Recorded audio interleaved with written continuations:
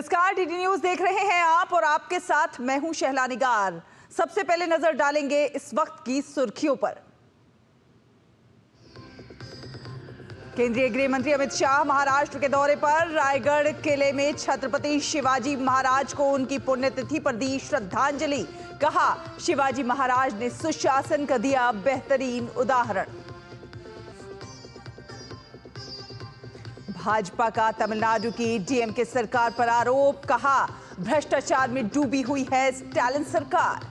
DMK के मंत्री के पोनमुडी पर लगाया हिंदू धर्म के अपमान का आरोप।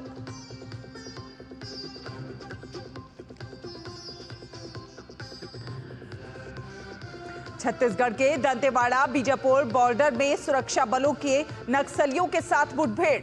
3 नक्सली ढेर, भारी मात्रा में हथियार और गोला बारूद बरामद। देश भर में हर्षोल्लास के साथ मनाया जा रहा है भगवान हनुमान का जन्मोत्सव। मंदिरों में लगा भक्तों का तांता। प्रधानमंत्री नरेंद्र मोदी ने देशवासियों को दी शुभकामनाएं। और खेल से जुड़ी खबरों में आईपीएल में आज 2 मुकाबले। लखनऊ में गुजरात टाइटंस का सामना लखनऊ सुपर जायंट्स से, वहीं हैदराबाद में सनराइजर्स हैदराबाद और पंजाब किंग्स के बीच होगी भिड़ंत।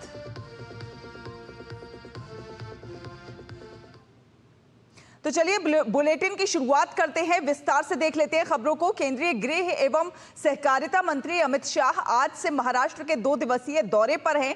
अमित शाह ने रायगढ़ किले में छत्रपति शिवाजी महाराज को उनकी पुण्यतिथि के मौके पर श्रद्धांजलि दी। कार्यक्रम में मुख्यमंत्री देवेंद्र फडणवीस, उप मुख्यमंत्री अजीत पवार भी मौजूद रहे। और इस बीच समाधि स्थल के जीर्णोद्धार की शताब्दी पर आयोजित कार्यक्रम में बोलते हुए अमित शाह ने कहा कि शिवाजी महाराज ने हिंदवी स्वराज को स्थापित किया और सुशासन का बेहतरीन उदाहरण प्रस्तुत किया था। राजमाता जिजाऊ को मनपूर्वक प्रणाम करना चाहता हूं, क्योंकि मैंने शिव चरित्र को पढ़ा है। जिजाऊ ने छत्रपति को न केवल जन्म दिया, उनको स्वराज, स्वधर्म और स्वभाषा का पुनरुद्धार करने की प्रेरणा भी जिजाऊ ने दी। एक बाल शिवा को, समग्र देश को स्वतंत्र कराने का विचार भी जिजाऊ ने दिया और एक बाल शिवा को हिंदवी स्वराज के संस्थापक बनाने का विचार भी जिजाऊ ने दिया।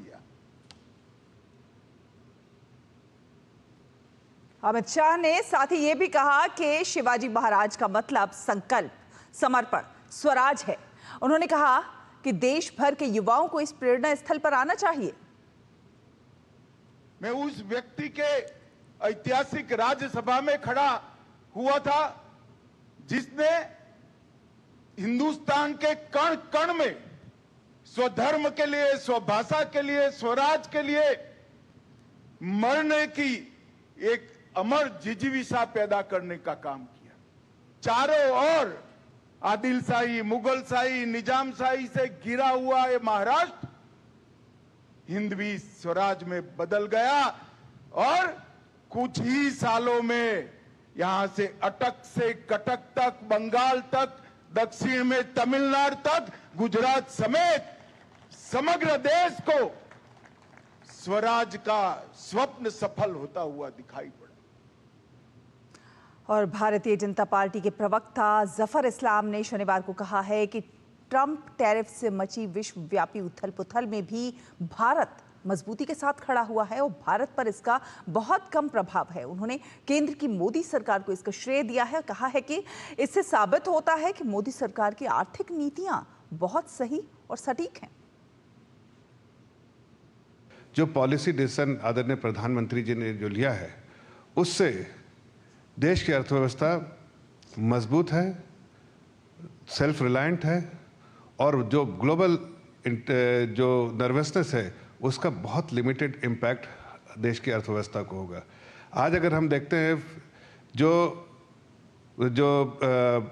आंकड़े आते हैं, उस आंकड़ों में देखिए, हाई फ्रीक्वेंसी डेटा में देखिए तो हर तरह की, चाहे जीएसटी कलेक्शन हो, चाहे पावर कंजम्पशन हो, चाहे और जितने भी आंकड़े देखिए जो हाई फ्रिक्वेंसी डेटा जो बताते हैं कि अर्थव्यवस्था कैसे चल रही है, उससे समझ में आता है कि ग्रोथ मोमेंटम है, ग्रोथ एक्टिविटीज़ है, कैपेक्स सरकार का अच्छा हो रहा है और उस पूरे इसमें जो है जो इस समझ में आता है कि देश की अर्थव्यवस्था अच्छे मजबूत हाथों में, पॉलिसी डिसीजन है।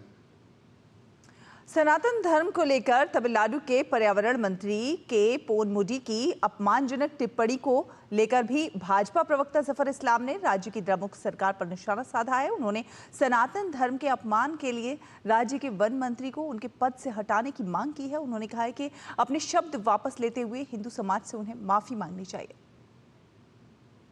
तमिलनाडु में जो एक सरकार डीएमके की है जो करप्शन से लिप्त है, लेकिन आज अपने करप्शन और जो मिस गवर्नेंस को छिपाने के लिए वो कहीं ना कहीं गलत तरीके से सनातन का बदनाम करने का या फिर आपको वक्फ बोर्ड के बारे में बात करने का, इसमें जाने का, लोगों को मन भटकाने का, या फिर आप लैंग्वेज को लेके इस तरह की बातें जो है मन भटकाने के लिए करते रहते हैं। ये पोनमुडी जो उनके फॉरेस्ट मिनिस्टर है, जिस तरह से उन्होंने हिंदू धर्म के मानने वाले दो वैष्णविट्स एंड शैविट्स जो वो दोनों का अपमान किया है, दोनों सेक्ट का, ये सिर्फ इसलिए कि इन्हें ये जानते हैं और जिस तरह से हिंदी बोलने वालों को पानीपुरी सेलर्स के तौर पे उन्होंने बात की है। एक बार नहीं अनेक बार जो है इस तरह की बातें की है, जिससे समझ में आता है कि उनकी अपनी कमजोरियां जो है उसको छिपाने के लिए इस तरह की बात कर रहे, फिर भी उन पर कोई एक्शन नहीं हुआ।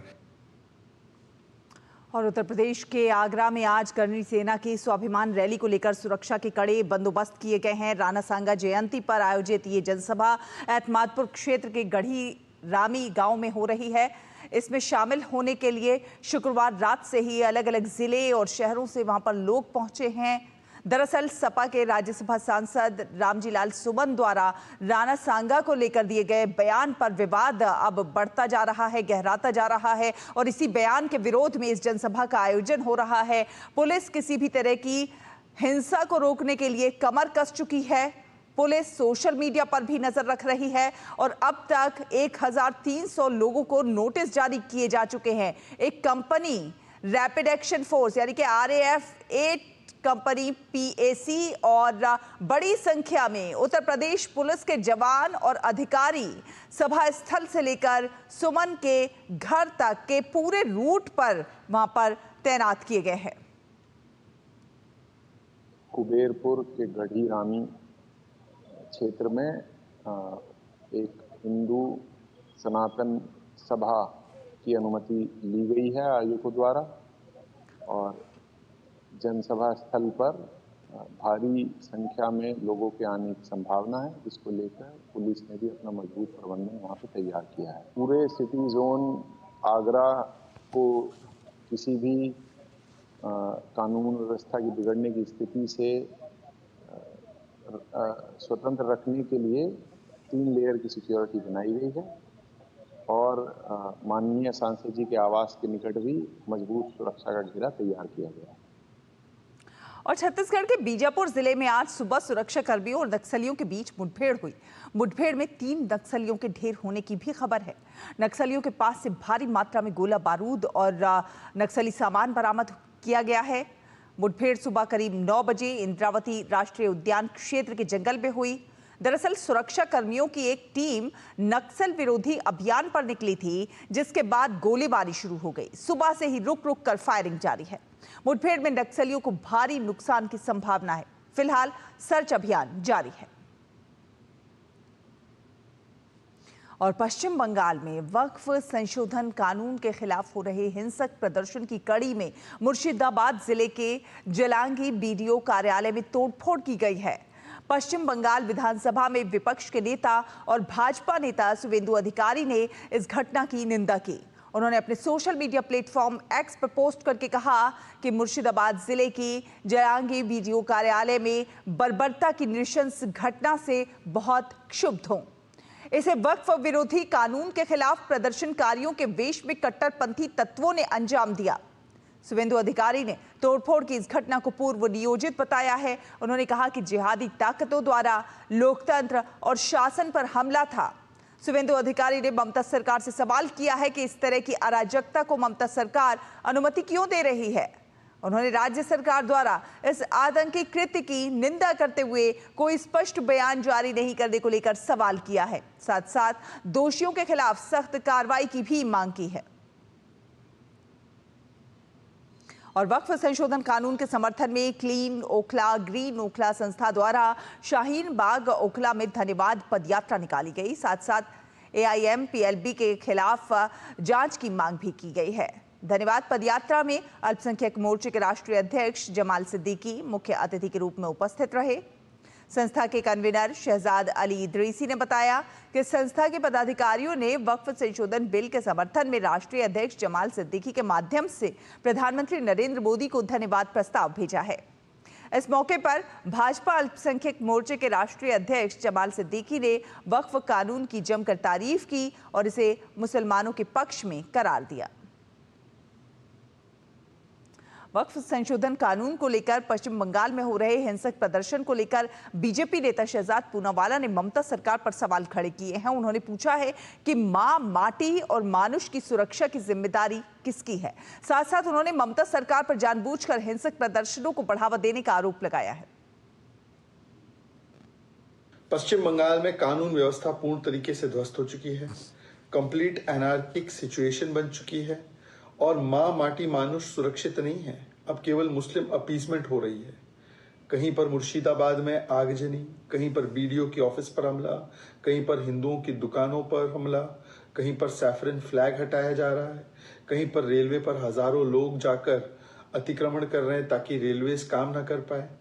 ये दिखाता है कि ममता बनर्जी या तो असक्षम है या वो जानबूझकर इस प्रकार के हिंसक प्रदर्शनों को बढ़ावा दे रहे हैं, क्योंकि वक्फ बहाना है, आग लगाना है CA की तरह और वोट बैंक की दुकान चमकाना है। और बहुजन समाज पार्टी बसपा की राष्ट्रीय अध्यक्ष मायावती ने वक्फ कानून को लेकर लोकसभा नेता प्रतिपक्ष राहुल गांधी पर निशाना साधा है। उन्होंने कहा है कि संसद में चर्चा के दौरान वक्फ बिल पर नेता प्रतिपक्ष ने जिस तरह की चुप्पी साध रखी थी, इसे लेकर मुस्लिम समाज में आक्रोश है।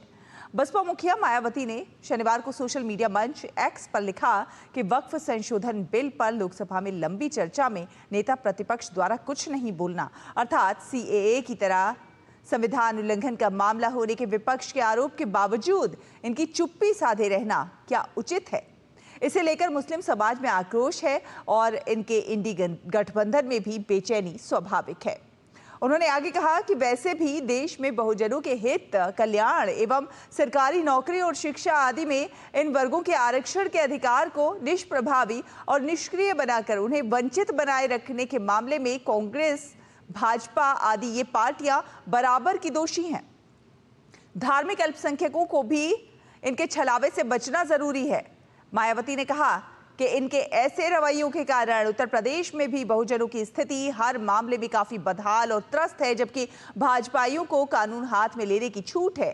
साथ साथ बिजली और अन्य सरकारी विभागों में बढ़ते हुए निजीकरण से हालात चिंतनीय हैं। सरकार जन कल्याण का संवैधानिक दायित्व सही से निभाए।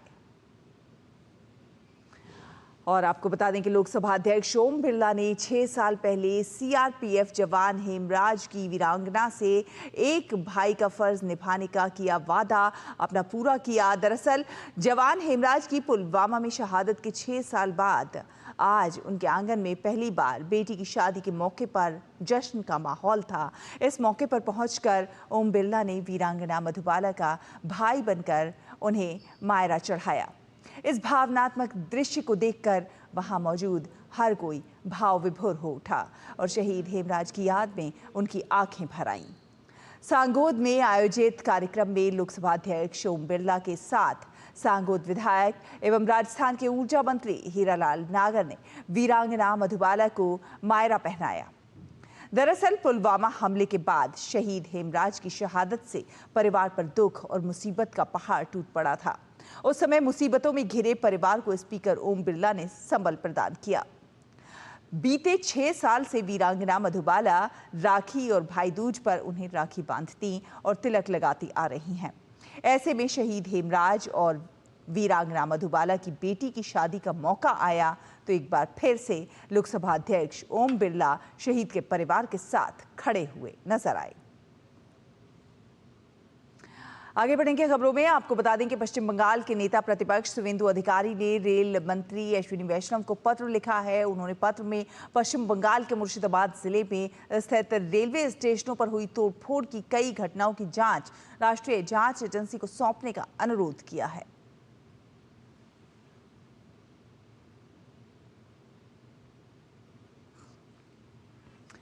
और केंद्रीय मंत्री शिवराज सिंह चौहान आज पटना पहुंचे हैं। वो आज बीजेपी कार्यालय में आयोजित एनडीए की बैठक में भी शामिल हुए। बीजेपी ऑफिस में हो रही इस मीटिंग में एनडीए के दलों के बड़े नेता शामिल हुए हैं। बैठक में बिहार चुनाव पर मंथन के साथ साथ पीएम मोदी के बिहार दौरे पर भी चर्चा हुई। बैठक में जदयू राष्ट्रीय कार्यकारी अध्यक्ष संजय झा, जदयू मंत्री श्रवण कुमार, प्रदेश अध्यक्ष उमेश कुशवाहा, रत्नेश सिद्धा शामिल हुए। तो वहीं लोजपा रामविलास के प्रदेश अध्यक्ष राजू तिवारी सहित एनडीए के सांसद और विधायक इस बैठक में शामिल हुए। बीजेपी प्रदेश अध्यक्ष दिलीप जायसवाल के साथ दोनों डिप्टी सीएम भी इस चर्चा में शामिल हुए। और अब ये बैठक का समाप्त हो चुकी है। चुनाव लग रहे हैं और 225 सीट अब लोग देख रहे हैं ना माहौल, 225 सीट हम लोग जीतेंगे और डबल इंजन सरकार का फायदा इस स्टेट को हो रहा है। दोनों बजट आपने देखा, उस बजट से जो बिहार को पैसा मिल रहा उसका एक बड़ा फायदा, और बिहार का खुद का अपना बजट 3 लाख करोड़ से ज़्यादा का, तो सब आप लोग देख रहे हैं, उसका फायदा मिल रहा है। ये एनडीए का प्यार है कि हम लोग अलग अलग घटक दल के कार्यालय में जा कर के और अपने कार्य योजना को मूर्त रूप देने का काम करते हैं। और श्री शिवराज सिंह चौहान जी के अभी नेतृत्व में जो है हम लोग ये बैठक कर रहे हैं। ये समीक्षा बैठक है कि प्रधानमंत्री जी का कार्यक्रम सफल कार्यक्रम हो और उनके उद्बोधन से जनता सकारात्मक ऊर्जा लेकर के और धरातल पर जो है काम करें कि एनडीए सरकार बिहार के विकास के लिए क्या काम कर रही है। और मधुरेश नारायण इस पर ज्यादा जानकारी के साथ हमारे साथ जुड़ गए हैं। मधुरेश, बेहद बड़ी बैठक इसे कह सकते हैं, एनडीए की बड़ी बैठक, तमाम सांसद इसमें जुटे हैं। और क्या कुछ अगर हम आगामी जो विधानसभा चुनाव है उसकी दृष्टि से देखें तो कितनी महत्वपूर्ण ये बैठक, क्या कुछ इससे निकलकर बाहर आ रहा है? देखिए, आज का जो बैठक है, आज की जो अभी बैठक चल रही है तो इस बैठक में जो सबसे महत्वपूर्ण है वो प्रधानमंत्री नरेंद्र मोदी मधुबनी आने वाले हैं, तो उसकी तैयारियों को लेकर के बैठक की जा रही है। इसके साथ ही केंद्रीय कृषि मंत्री शिवराज सिंह चौहान भी अभी से कुछ देर में इस बैठक में शामिल होने के लिए पहुंचने वाले हैं। वो पटना पहुंच चुके हैं, जो अभी तक जानकारी मिली है उसके अनुसार, और वो एयरपोर्ट से सीधे यहाँ बीजेपी कार्यालय आएंगे और इस बैठक में शामिल होंगे। इसके बाद जो है एक मंथन की जाएगी किस तरीके से जो एनडीए के घटक दल है वो किस तरीके से तैयारी करेंगे, प्रधानमंत्री का जो कार्यक्रम है इसको लेकर के क्या कुछ टास्क उनके द्वारा दिया जाएगा, ये भी देखने वाली बात है। दूसरी तरफ ये भी इसलिए भी ये बैठक महत्वपूर्ण मानी जा रही है क्योंकि आने वाला जो विधानसभा चुनाव है उसमें किस तरह की तैयारी की जाए। और अभी कुछ दिनों पहले जब केंद्रीय गृह मंत्री अमित शाह आए थे तो उन्होंने कई तरह के टास्क दिए थे जो कि नरेंद्र मोदी के मधुबनी दौरा से पहले कार्यकर्ताओं को पूरे करने थे। तो समझा जा रहा है कि एक तरीके से वो वर्क कितना हुआ उसकी भी समीक्षा की जाए। बिल्कुल, इसमें पिछले जो काम हुए हैं उसकी समीक्षा की गई है, साथ साथ किस प्रकार का खाका तैयार किया गया है, आगामी विधानसभा चुनाव को लेकर क्या कुछ तैयारियां हो रही हैं? निश्चित रूप से देखिए, जो विधानसभा चुनाव होने हैं उसको लेकर के एनडीए और जो विपक्ष है दोनों की तरफ से जोर शोर से तैयारी की जा रही है। एनडीए इंटैक्ट है और आज भी जो संजय झा है, केंद्रीय मंत्री संजय झा ने एक बार फिर से इस बात को दोहराया है कि एनडीए मजबूती से खड़ी है और नीतीश कुमार के नेतृत्व में ही एनडीए बिहार में विधानसभा चुनाव लड़ने की तैयारी कर रही है। वहीं अगर हम विपक्ष की बात करें तो विपक्ष में अभी भी डॉल्ड्रम की स्थिति है और जो सीएम रेस है उनको लेकर के राजद और कांग्रेस में ठनी है। कांग्रेस के नेता तेजस्वी यादव को सीएम फेस मानने से इनकार कर रहे हैं, जबकि राजद की तरफ से तेजस्वी यादव खुद को सीएम फेस बता रहे हैं। लेकिन एनडीए की जहां तक अभी हम बात करें, जो एनडीए में अभी बैठक चल रही है, इस बैठक में ये भी बताइए, एनडीए दिख रहा है, मधुरेश, सारे जो घटक दल है वो इसमें शामिल मधुरेश, है। ये भी बताइए कि कौन कौन से घटक दल इस बैठक में मौजूद हैं, लगभग कितने लोग इस बैठक में शामिल हैं? देखिए, बैठक में बिहार और के सारे जो महत्वपूर्ण नेता हैं वो मौजूद हैं। इसमें बीजेपी के अलावा जदयू, लोजपा, रामविलास और हम के भी नेता इसमें शामिल हैं। और जितने महत्वपूर्ण जो नेता हैं एनडीए के, जो केंद्र में अभी मंत्री हैं अथवा सांसद हैं, या फिर जो बिहार में मंत्री हैं, वो सब इस बैठक में शामिल हैं। और बताया जा रहा है कि इस बैठक में महत्वपूर्ण जो 2 तरह के टास्क दिए जाने हैं। एक विधानसभा चुनाव से जुड़ा हुआ होगा, जो कि किस तरीके से लोग तक मैन टू मैन कांटेक्ट बनाना है, बूथ तक कांटेक्ट बनाना है, लोगों को किस तरीके से, अगर कोई छूट गया हो, केंद्र की राज्य की योजनाओं का लाभ लेने से कोई छूट गया है, तो उस तक किस तरीके से जो हमारे कार्यकर्ता हैं उनको उनकी पहुंच हो और उन तक इसका लाभ पहुंचाया जाए। इसके साथ ही दूसरा जो टास्क दिया जाएगा, वो जो प्रधानमंत्री नरेंद्र मोदी का जो मधुबनी यात्रा है उससे जुड़ा हुआ टास्क हुआ, किस तरह से तैयारी की जाए, किस तरीके से वहां पर इंतजाम किए जाए। बिल्कुल, प्रधानमंत्री की यात्रा की ही बात की जाए, उनके दौरे की बात की जाए, तो कितना महत्वपूर्ण होने जा रहा है ये दौरा? निश्चित रूप से देखिए, बिहार में जो मिथिलांचल का जो क्षेत्र है उस पे केंद्र सरकार का खास फोकस है, और यही कारण है कि प्रधानमंत्री लगातार इस इलाके पे, केंद्र सरकार भी लगातार इस इलाके पे फोकस कर रही है। मखाना बोर्ड का गठन इस बार किया गया, जो कि मिथिलांचल के लिए एक मास्टर स्ट्रोक माना जा रहा है। सबसे ज्यादा देश में मखाना का प्रोडक्शन बिहार में होता है, और बिहार में भी मिथिलांचल में होता है। तो यहाँ के किसानों की आय दुगनी करने की जो बात थी, उस दिशा में ये एक बड़ा कदम है। आप और इसके अलावा भी देखेंगे तो दरभंगा में प्रधानमंत्री जब आए थे तो उन्होंने एम्स का शिलान्यास किया था। इसके अलावा भी कई जो प्रोजेक्ट्स हैं, जो बड़े प्रोजेक्ट्स हैं, वो मिथिलांचल में किए जा रहे हैं, ताकि जो कहते थे कि बिहार का उत्तरी हिस्सा जो है वो विकास में काफी पीछे रह गया था, आज पूरे देश के विकसित जो जिले हैं उनसे कदम से कदम मिलाकर के आगे बढ़ रहा है। तो ऐसे में जब प्रधानमंत्री वहां पहुंच रहे हैं, खासकर के मधुबनी जो कि एक बाढ़ग्रस्त इलाका है, वहां पहुंच रहे हैं, तो निश्चित रूप से वहां के लोगों का उत्साह बढ़ेगा। वहां के जो रोजगार की संभावनाओं का डेवलपमेंट हुआ है, वो भी उसमें भी थोड़ा सुधार देखने को मिलेगा। बिल्कुल, ऐसे में अगर हम आगामी विधानसभा चुनाव के लिहाज से उस नजरिए से देखना चाहें तो विकास तो एक मुद्दा रहेगा ही, देखिए, लेकिन और क्या कुछ मुद्दे जमीन पर नजर आते हैं? किन चीजों को लेकर इस बार का चुनाव लड़ा जाएगा? देखिए, अगर प्रधानमंत्री के मधुबनी दौरे की बात करें तो मधुबनी हुआ, दरभंगा हुआ, उसके अलावा जो मिथिलांचल का पूरा क्षेत्र है, ये कोसी का क्षेत्र कहा जाता है, और इस क्षेत्र में बाढ़ की बड़ी समस्या है। हालांकि केंद्र सरकार इसको भी लेकर के गंभीर है और कई प्रोजेक्ट चलाए जा रहे हैं, कैनाल्स भी बनाए जा रहे हैं, बैराज का भी निर्माण किया जा रहा है। तो जो फोकस है इस पूरे इलाके में, इस पूरे बेल्ट में बाढ़ के समाधान को लेकर के भी है, क्योंकि जब तक बाढ़ का समाधान नहीं किया जाएगा तब तक इस इलाके का विकास संभव नहीं है। तो जो पहला मुद्दा विकास है, और दूसरा मुद्दा जो है वो इस इलाके में खास करके मिथिलांचल की बात करें तो बाढ़ का समाधान भी है। इसके अलावा मैं आपको बताना चाहूंगा कि बिहार में बड़े स्तर पे उद्योग लगाए जा रहे हैं। कुछ दिनों पहले पिछले साल नवंबर के महीने में बिहार कनेक्ट, बिजनेस कनेक्ट का आयोजन किया गया था। इसमें 50,000 करोड़ रुपए से ज्यादा का जो इन्वेस्टमेंट है वो बिहार में प्रपोज हुआ है, और इसमें जो बड़ा इन्वेस्टमेंट है वो भी नॉर्थ बिहार की तरफ है।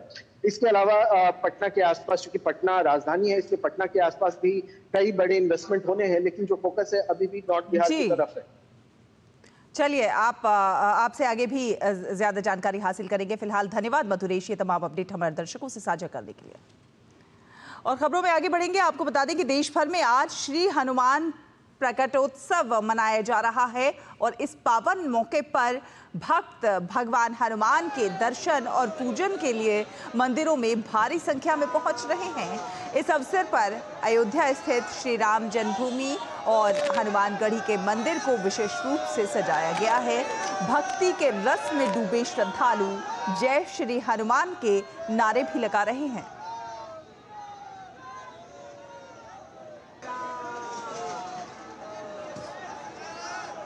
तो देश भर में आज भगवान हनुमान प्रकटोत्सव मनाया जा रहा है। दर्शन के लिए मंदिरों में भारी संख्या में लोग पहुंच रहे हैं और भगवान हनुमान के लिए जयकारे भी लगा रहे हैं। ये तमाम तस्वीरें आप देख रहे हैं, 4 तस्वीरें अयोध्या से, कर्नाटक से, एमपी से और दिल्ली से। अलग अलग मंदिरों में जिस प्रकार से भक्त पहुंच रहे हैं, भक्तों का तांता लगा हुआ है।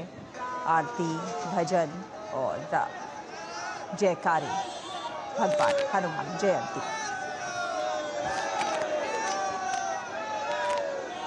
और दिल्ली के कनॉट प्लेस स्थित प्राचीन हनुमान मंदिर में सुबह से ही भक्तों की लंबी कतारें देखने को मिल रही हैं।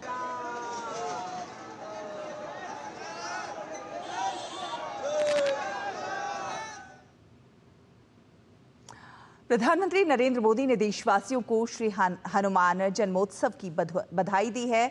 अपने सोशल मीडिया प्लेटफॉर्म एक्स पर पोस्ट करते हुए पीएम मोदी ने कहा कि देशवासियों को हनुमान जयंती की ढेरों शुभकामनाएं। संकट मोचन की कृपा से आप सभी का जीवन सदैव स्वस्थ, सुखी और संपन्न रहे, यही कामना।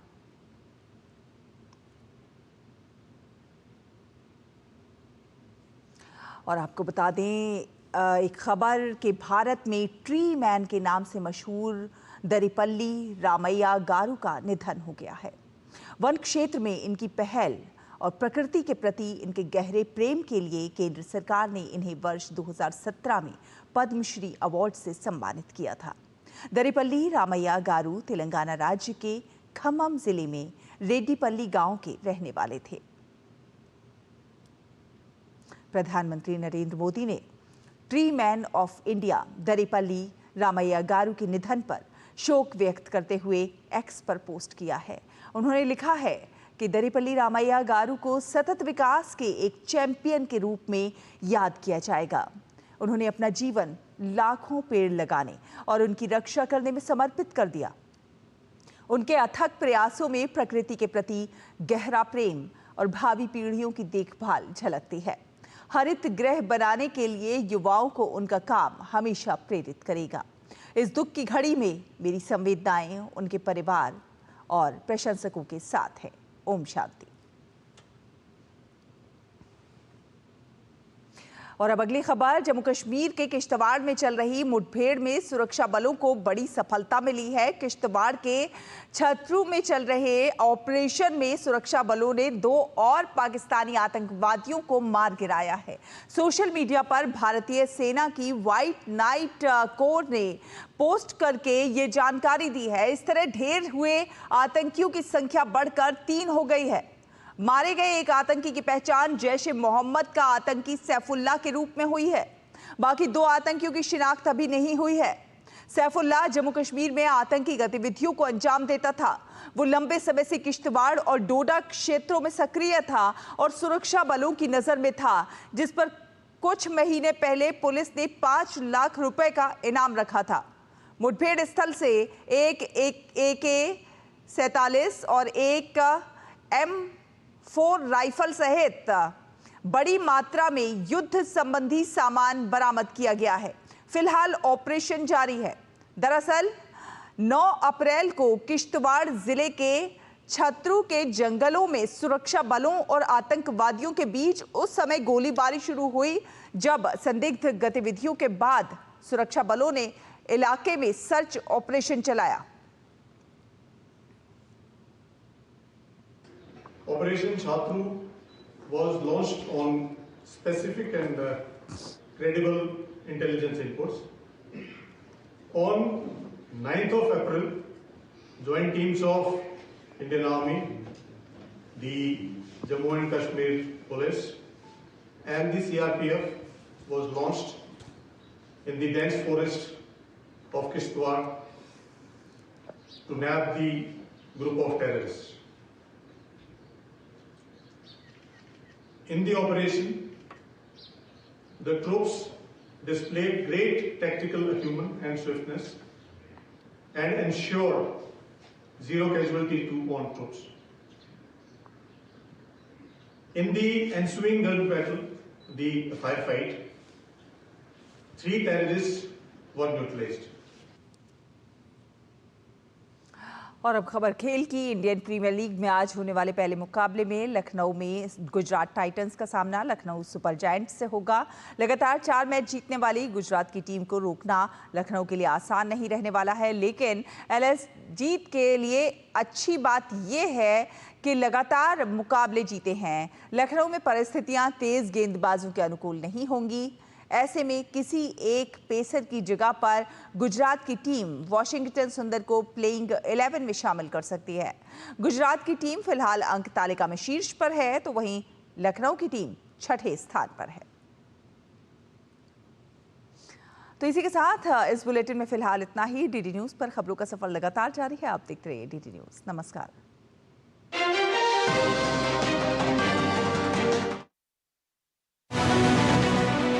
क्या है iOS सागर और प्रोजेक्ट सीबर्ड का क्या है रणनीतिक महत्व?